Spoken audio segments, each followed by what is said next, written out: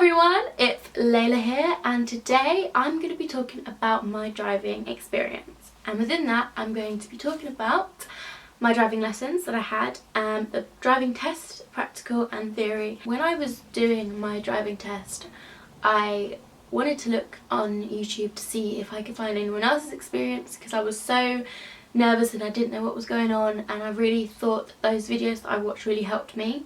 So as I've just recently passed my test, basically I just want to do the same for anyone else that feels like they're in my position and they want some advice, want to know about the process.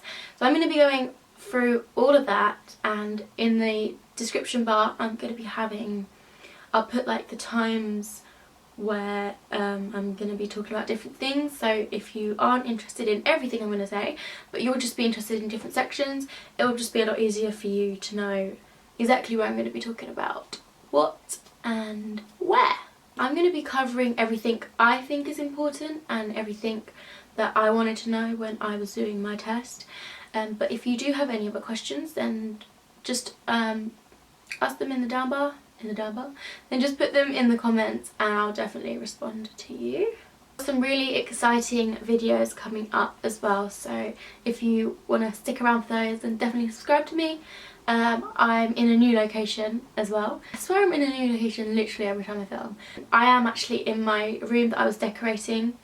It's not 100% done yet, but I will have a room tour coming up very soon. As soon as it's completely finished, I'm really happy with it and I want to show you. I'm also going to be doing a university first year experience video very soon as well, if you're interested in that. Okay, so the first topic I want to cover is the lessons.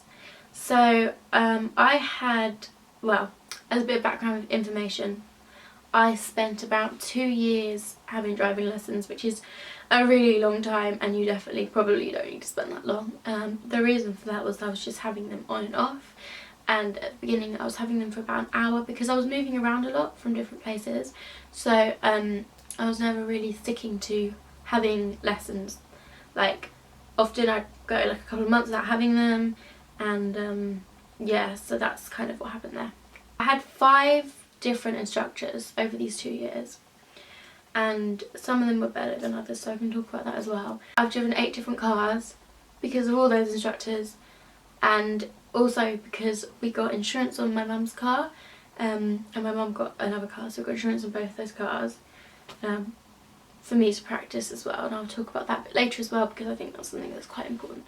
The expense of the lessons really varies between area, the popularity of the driving school. I think the most I paid was £24, was it 24 or 23? I think it was £23 an hour. That was the most I paid, and it sort of ranged, it sort of ranged between 20 and 23, so I think it's worth it. Yes, the price isn't that bad if you think about it, because it's an hour of their time, they have to insure you, and you know, if you're going to do anything else for an hour, it's going to cost you that much anyway. It's just that with driving, obviously you have to do a lot more of it than you'd have to do if you were doing something like as a one-off. So it's not awful. What I think is awful was the price of the test, which I will also come to later. Let's talk about my 5 different instructors. Now, I live in Bedford, and in Bedford I had 2 different instructors. The first one I had was from the driving school Red, which is quite a popular driving school, as I'm sure you've probably heard of it. He was really nice and I really got on with him, but we had a bit of an issue. It was fine at first, but then he started not giving me regular lessons, and I didn't, you know, you want to be having at least once a week, a lesson once a week at least. So because he couldn't give me those lessons, I kind of just thought, okay, I need to get someone else. And then we found someone else, and he was really good. I had him right up until I went to uni, and then obviously because I moved to London, I had to get a different instructor. The second one, he was good as well. I did like him, I just didn't feel that he was, I felt like you didn't always get angry on my behalf. Like the learner driver, you do get pricks on the road that will just take advantage of you being a learner. They won't give you like an opportunity. They'll just hoot you if you make a mistake. Like, I'm a fucking learner, you know, I'm not going to be perfect. Have some patience, okay? Drivers need to be aware of that, and they need to chill out. That would really piss me off if someone was to hoot me. You know, you can see you're a learner, just chill out and just accept that you were a learner once. And that's why I got so angry, and I feel like he didn't sympathise with me enough. Like, he could have said, yeah, he was not in the right, but he kind of just kept silent. And I mean, that was only a small thing really, but I picked up on it and I didn't like it. So, okay, so differences in location. So obviously in Bedford, I don't know if you know, if you're familiar with the area, but it's quite, it's not very busy roads compared to London where it's really busy. So I definitely noticed the difference between that and also in Bedford. There's quite a lot of country roads. So I got the experience of driving on country roads and also driving in a city, which was, I think, really played to my advantage, because it means that I have the experience of both areas, which lots of people will only have one or the other. So yeah, it's a lot harder in London, definitely a lot harder in London, especially in traffic. And I didn't like the traffic at all, like, ugh. But I'm glad I did it in London, because I think if you can drive in London, you can drive anywhere. When I moved to London, I was looking around for an instructor, and this next one that I had, instructor number 3, I only had him for one lesson because I didn't get on with him, really. He was quite young. I would say he was probably in his early 20s. Maybe he was older, I don't know, but that's what he looked like. So to me it was like, he doesn't have a lot of experience. The car he was driving wasn't a very good car, like it was kind of shit, and I didn't really want to be learning in a shit car. Like, you want a decent car to be learning in, because it's difficult enough to learn to drive.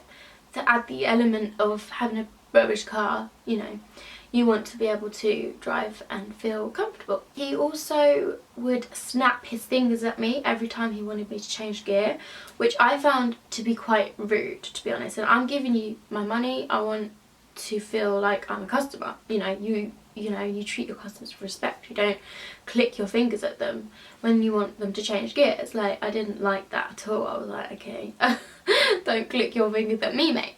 At the end of the lesson, I paid him, of course, and then I was like, okay, I'll call you. And, you know, I didn't call him because I didn't want him anymore. So yeah, that was the end of that. Instructor number 5, I wanted, after all these men, I wanted a female instructor. Simply because in my head, I think females are more calm, and I could maybe connect with them a little bit more. I could have an interesting, I don't know why, I just wanted a female instructor. So I went to this other company called Kim's Driving School, and I said I want a female instructor. This woman was, she was awful, honestly. She was this loud Italian woman who had no patience. She would shout at me every time I did something wrong. The worst thing she did to me, right, I was about a week away from my test, and I was having a lesson with her, and she told me that I wasn't ready for my test. Basically what she said was, you're not going to pass. What kind of instructor tells their pupil 1 week from their lesson that they're going to fail? If I'm going to fail, tell me before so that I can postpone it. I did postpone it, but like, I just don't get why you do that. Do you know what I mean? Like, that's another point actually, you can actually postpone your lesson, which is something I didn't know, up to 7 days in advance, I think. So if you do feel like you're not ready, then just postpone it. I mean, to a point. I didn't feel ready the next time I did it either, but I still did it. So that's my advice really. Just, you have to judge it. You have to really judge it. You have to think to yourself, I can postpone it if I'm really not ready, which the first time I was going to do my test I really probably wasn't ready. One piece of advice I would really give you when looking for lessons, you know, they're not cheap. Value for money maybe, but £22, £23 a lesson for an hour, and you want 2 hours, that's about £45 maybe. Isn't cheap, you know.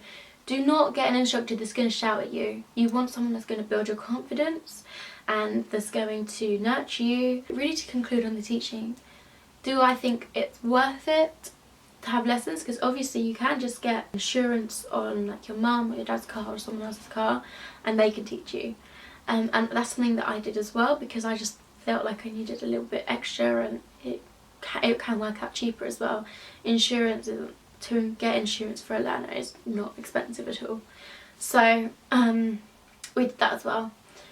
So yes, do I think it's worth it to get the lessons? I do think it's worth it to get the lessons. My last instructor that I had, I didn't actually cover him actually, my last instructor that I had was the best instructor I had. And he really taught me stuff that I hadn't learnt before. He boosted my confidence, and he basically did everything else that the other instructors didn't do. He was great, and I'm really grateful to him for teaching me, for really, you know, getting me through the exam, because I don't think I would have been able to do it without him, quite honestly. He was pretty good as instructors go. So yeah, I do think it's worth it if you're someone like me who struggles a bit and you think you might need a bit of extra help, because as much as our parents are driving and are good drivers, they do fall into bad habits, and for the test you really need to not have those bad habits to pass. My battery just run out of battery as per usual, so if the lighting's changed or anything's changed, that is why, because I've had a couple of hours break and now I have to remember where it was. Come on then, beautiful, do you want to be in my video? My beautiful cat has come to see us. Hello, Prince. This is my gorgeous boy. Of course, it's a personal thing, so if you think that, you know, it's cheap for you and you can do it yourself, then cool. But I would say that in the long term, you could be spending more money on tests if it takes you a while to pass. So, you know, it might be cheaper for lessons, but it might be more expensive in tests. So it's a risk that you have to take. So on to the test side of things. There's two tests you have to take. You've got the theory test and the practical test. Theory test is split into two, a theory and a hazard perception test that you just do on a computer. You go into your local test centre. I think it's about an hour tops, but it didn't take me that long. It took me about 40 minutes maybe. And you do the theory, which is like, oh god, I don't know the specifics, but I mean you'll come across it. It's like 30 questions or something like that, and you might have to get like 20 right or something. Then the hazard perception is similar. For the hazard perception, you just click on all the hazards that are shown in the clip. You shouldn't click on too many, because if you click on too many it will say cheating, but then if you click on too few you might not get all of them, and that can make you fail. So it took me 3 times to pass my theory test.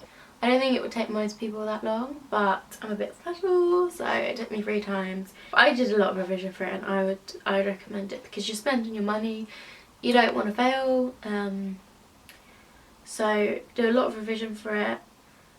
Do those memory card things, they help me, and there's lots of practice questions online, so you know you don't know exactly what questions you're going to get, but you know the type of questions. And I think what really helped me was learning the style of question you're going to get and learning how to answer them.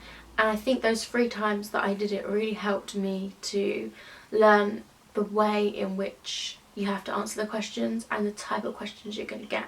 Look online, because there's so much online to help you with these kind of tests. And on to the practical test. The practical test is way more scary than the theory, and I want to be honest with you, because I feel like people weren't honest with me. It is the scariest thing I ever did, and I found that I did it twice. It took me 2 times to pass, and I found that on both times I was shit scared, more scared than I was for my GCSEs and A-levels. And I don't really know why, because for your GCSEs and A-levels you got 1 chance. For this you can do it as many times as you want. I just needed to chill out, and I just wasn't. I was scared, and I know a lot of people do get scared as well, but the advice I could give is try and calm down, but don't put too much pressure on yourself to be calm, because it is scary. And you know, you might find it really easy, but you might find it really hard. So I'm just going to explain the process to you of the actual test, so you know what you're going through, because that's something that I really didn't know and kind of put me off the first time I was doing it, because I had no idea what was happening and what I was doing. So you go to your test centre with your instructor, and if you've got the instructor with you, and you go up to a waiting room, and then all of these examiners, like 5 or 10 examiners, will come up and they'll call your name one by one, and you'll be sitting there waiting, and you've got a choice. You can have your examiner with you in the car, or you can't. I've spoken to people that have, and they have said that it's really helped them.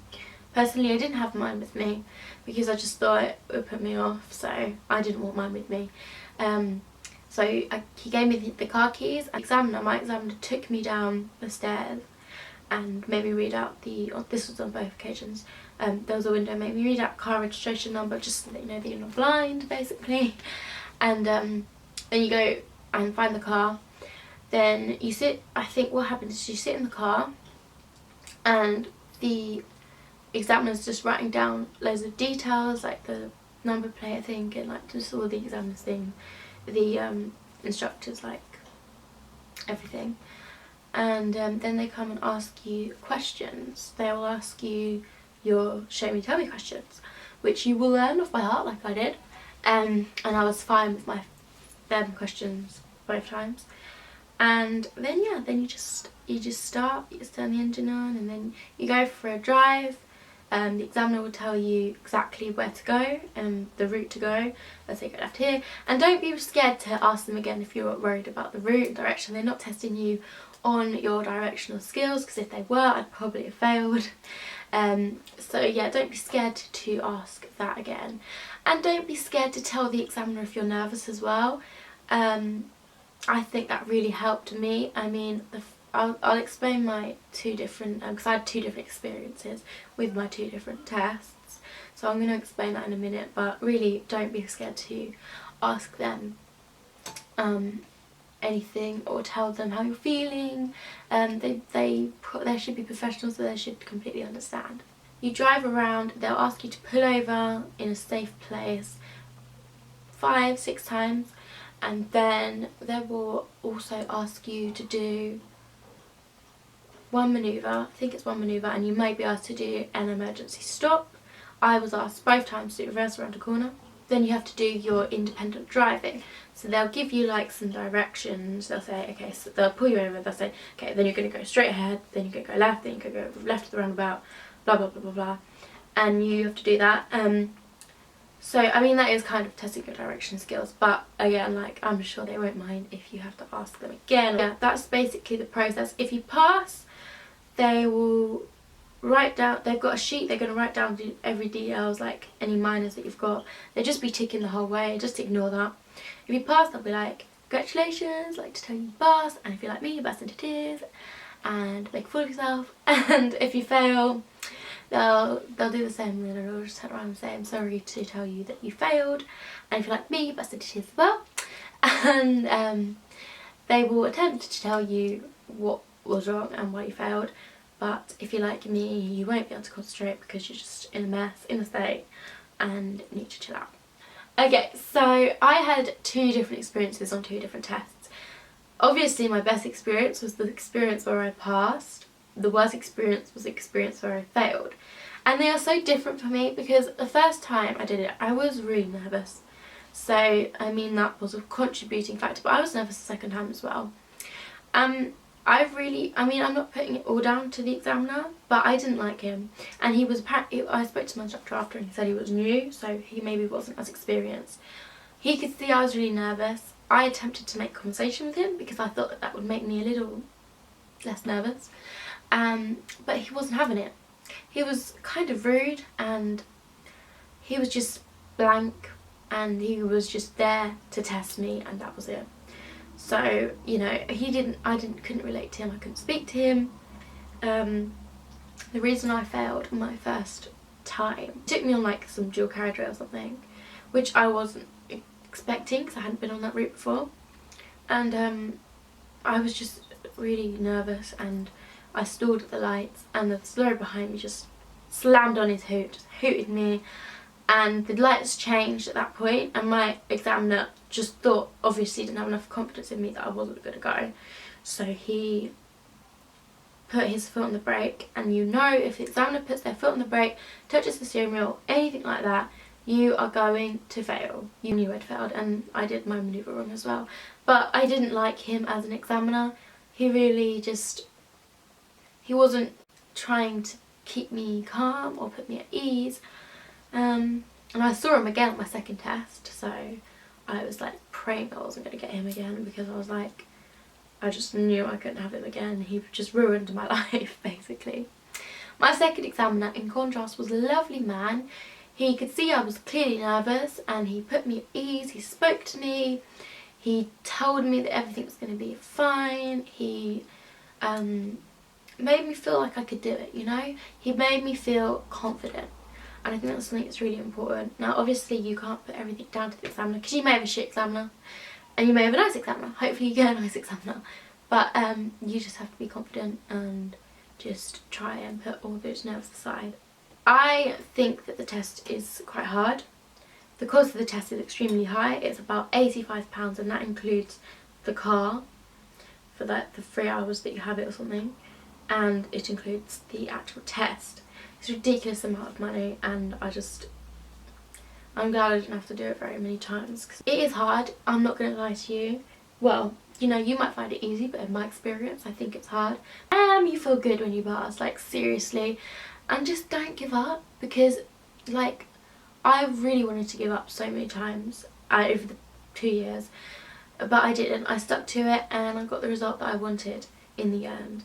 The last question I have, the last topic I have is post-driving test. Now, this is something that I really wanted to touch upon, because after you've passed your driving test, you might want to think about getting a car if you don't already have one. And this is something that I hadn't really considered, because I was so focused on passing my test that I didn't think about that. You might want to think about saving up for car insurance, because at my age, when I'm 19, you can start learning to drive in the UK at 17 years old. So you could be 17 years old when you pass, and the insurance is very, very high. It's very, very pricey, and buying a car is quite pricey too. So you really need to think about your options for that, and I really wouldn't leave it to the last minute like I did, because it would have been nice to pass my test, have some money saved up, and be able to get a car. But I can't do that because I spent all my money on makeup. Don't do that. There's different ways you can do it. There's a site called Marmalade, and this is something that I'm currently looking at, and they will, if you live in an area where it's like quite easy to drive in, i.e. not London, they will pay for your insurance for a year for free, and they give you a car, a brand new car, and for 5 years you pay it off. There's different schemes, but this is the one I was looking at. So for 5 years you're paying it off, right? And you pay a sum every month to pay it off. Yeah, it's expensive, but you get in a brand new car, and you get to keep that car for 5 years. So that's an option. Another thing is to be put on an insurance like your mum or dad's insurance. Another option for me would be to get put on my boyfriend's car insurance, because we're going to be living together, so his car will, well, I'll have access to his car, and that can be much cheaper than buying your own car and paying for insurance. So definitely just look at the options out there, because although you're so focused on passing your test right now, you have to think past that, because I wish I did. Like, I had my birthday a few months ago, I got money for my birthday, I could have saved that up if I was thinking about it, but I didn't, and now I can't get a car. So that's going to be it, I think. Like I said, if you've got any more questions, then definitely leave them down below, and I will answer them. But I hope this has been helpful for you, and I hope you enjoyed the video. So yeah, please subscribe, like, comment, everything, and as always, I'm happy to check your channel out if you want to link it below as well. So yeah, thank you for watching. Bye guys.